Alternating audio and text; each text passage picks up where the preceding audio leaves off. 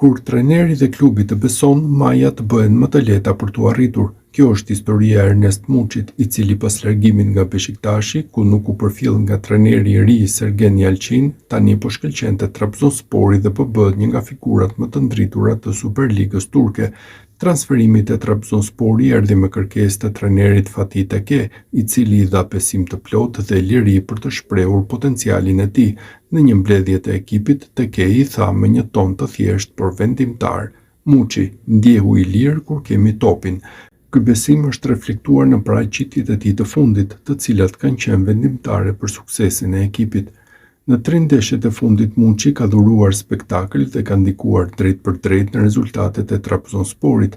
Në sfidën ndaj Başakşehir, ai hyri si zëvendësues në minutën e 63 dhe shënoi 2 gola, përfshirë golin vendimtar të fitores në minutën e 101, duke i dhënë ekipit një fitore dramatike 3-2.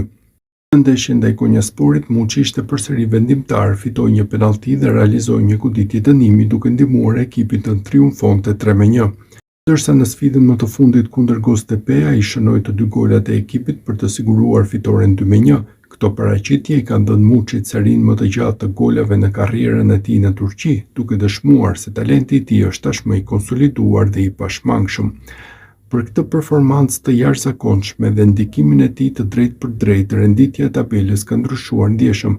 Pas fitoreve të Trabzonsporit dhe barazimit të Fenerbahçes ndaj Istanbul Başakşehir, Trabzonspori tani ndodhet i dyti vetëm 2 pikë pas kampionit aktual Galatasaray, duke treguar se ky ekip po lufton fuqishëm për titullin.